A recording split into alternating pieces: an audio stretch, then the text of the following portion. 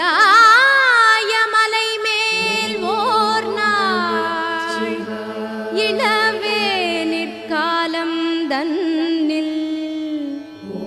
உமையாளும் நீயும் அமர்ந்து விளையாடி கழித்து மயங்கி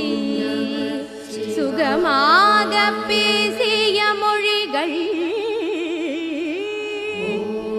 அடியே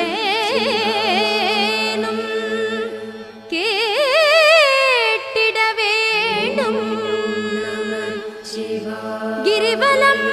போகும் வழியில் உடன் வந்து பேசிடு சிவமே